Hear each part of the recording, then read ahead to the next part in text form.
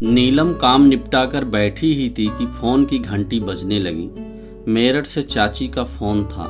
बिटिया, अपने बाबूजी को आकर ले जाओ यहाँ से, बीमार रहने लगे हैं, बहुत कमज़ोर हो गए हैं।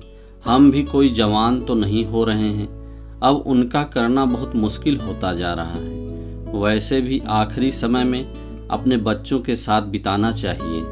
नीलम बोली, ठीक है चाची जी, इस रविवार को आते हैं, बाबूजी को हम दिल्ली ले आएंगे।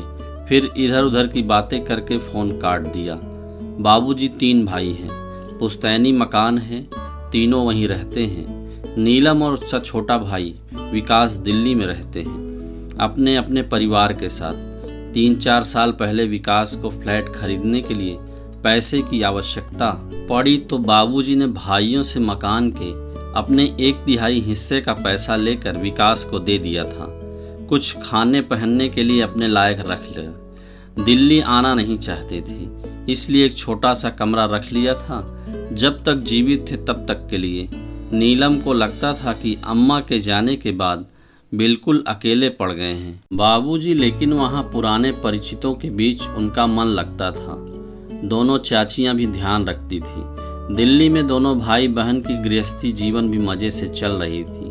रविवार को नीलम और उसका विकास का ही कार्यक्रम बन पाया मेरठ आने का। नीलम के पति एक व्यस्त डॉक्टर हैं, महीनों की लाखों की कमाई है। उनका इस तरह से छुट्टी लेकर निकलना बहुत मुश्किल है। मरीजों की बीमारी न रविवार को देखती है न सोमवार। विकास की पत्नी रेनू की अपनी जिंदगी है, उच्च वर्गीय परिवारों में उठना बैठना है। उसका इस तरह के छोटे मोटे पारिवारिक पचड़ों में पड़ना उसे पसंद नहीं। रास्ते भर नीलम को लगा विकास कुछ अनमना गुमसुम सा बैठा है। वह बोली, इतना परेशान मत हो, ऐसी कोई चिंता की बात नहीं है। उम्र हो रही है, थोड़े कमज़ोर हो गए हैं, ठीक हो जाएंगे। विकास छींकते हुए बोला, अच्छा खासा चल रहा था, पता नहीं चाची को ऐसी क्या मुसीबत आ गई जो 2-4 साल और रख लेते तो। अब तो मकानों के दाम आसमान छू रहे हैं, तब कितने कम पैसों में अपने नाम करवा लिया 3रा हिस्सा। नीलम शांत करने की मनसा से बोली, ठीक है ना, उस समय जितने भाव थे बाजार के उस हिसाब से दे दिए, और बाबूजी आखिरी समय अपने बच्चों के बीच बितानेंगे तो अच्छा लगेगा। विकास उत्तेजित हो गया, बोला, दीदी तेरे लिए यह सब कहना बहुत आसान है। 3 कमरों के फ्लैट में कहाँ रखूँगा उन्हें। रेनू से किट किट रहेगी सो अलग।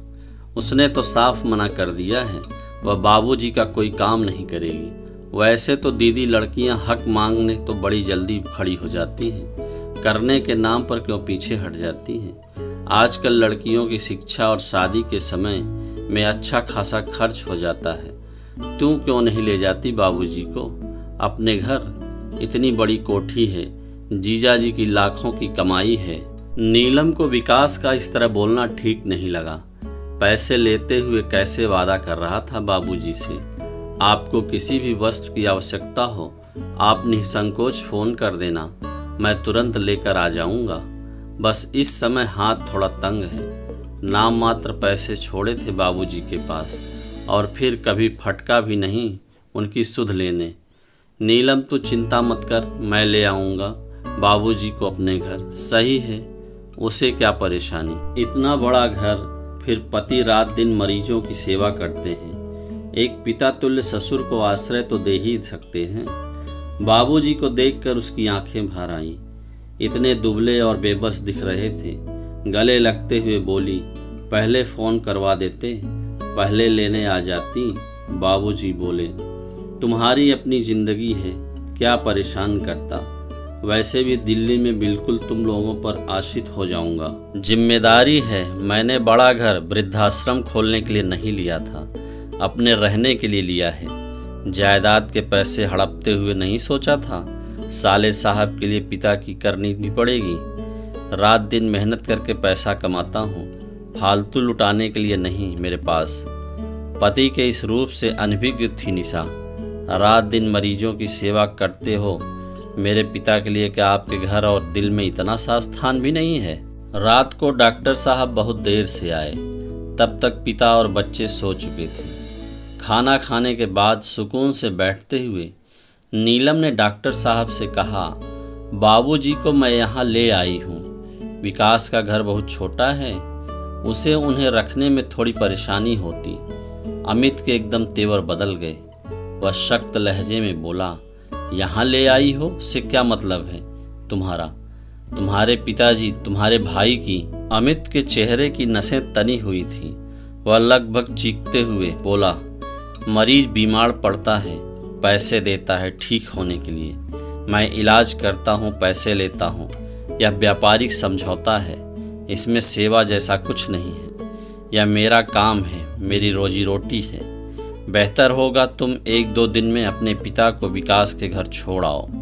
नीलम को अपने कानों पर विश्वास नहीं हो रहा था। जिस पति की वह इतनी इज्जत करती है, वे ऐसा बोल सकते हैं? क्यों उसने अपने भाई और पति पर इतना विश्वास किया?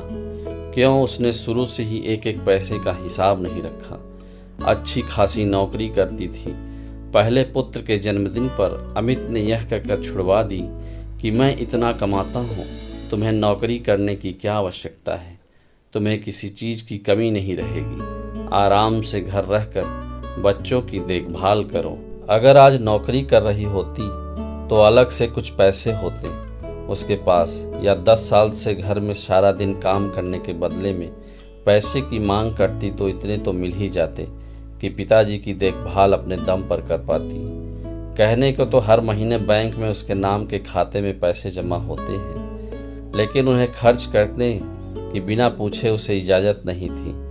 भाई से भी मन कर रहा था, कह दे शादी में जो खर्च हुआ था वह निकाल कर जो बचता है उसका आधा आधा कर दे। कम से कम पिता इज्जत से तो जी पाएंगे। पति और भाई दोनों को पंक्ति में खड़ा करके बहुत से सवाल करने का मन कर रहा था।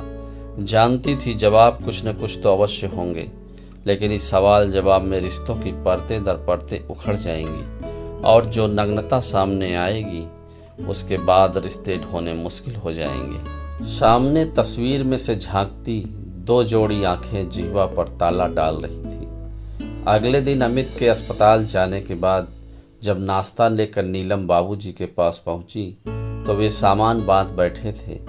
उदासी भरे स्वर में बोले, मेरे कारण अपनी गृहस्थी मत खराब कर। पता नहीं कितने दिन हैं मेरे पास, कितने नहीं।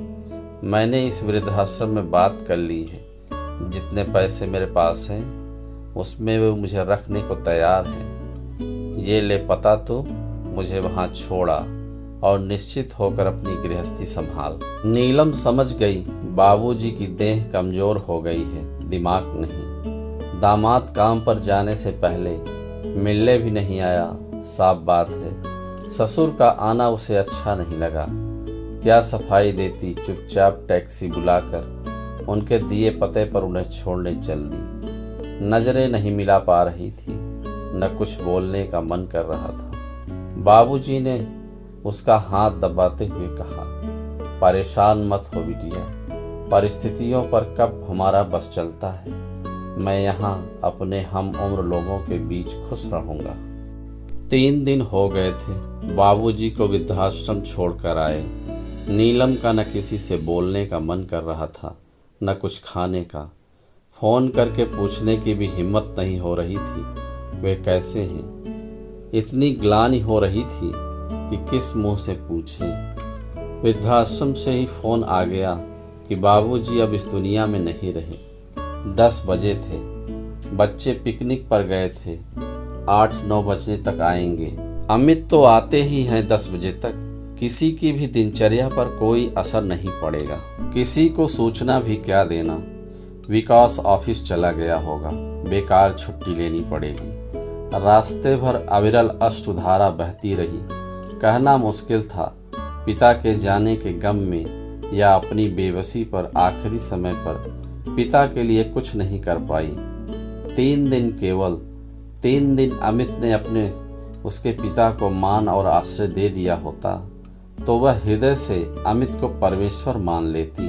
वृद्धाश्रम के संचालक महोदय के साथ मिलकर उसने औपचारिकताएं पूर्ण की। वह बोल रहे थे, इनके बहू, बेटा और दामाद भी है। रिकॉर्ड के हिसाब से उनको भी सूचना दे देते तो अच्छा रहता। वह कुछ संभल चुकी थी। बोली, नहीं, इनका कोई नहीं है, न बहू है, न बेटा और न दामाद, बस एक बेटी है, वह भी नाम के लिए। संचालक महोदय अपनी ही धुन में बोल रहे थे। परिवार वालों को सांत्वना और बाबूजी की आत्मा को शांति मिले। निशा सोच रही थी, बाबूजी की आत्मा को शांति मिल ही गई होगी। जाने से पहले सबसे मोह भंग हो गया था। समझ गए होंगे कोई किसी का नहीं होता, फिर क्यों आत्मा अशांत होगी। हाँ, परमात्मा उसको इतनी शक्ति दे कि किसी तरह वह बहन और पत्नी का रिश्ता निभा सके।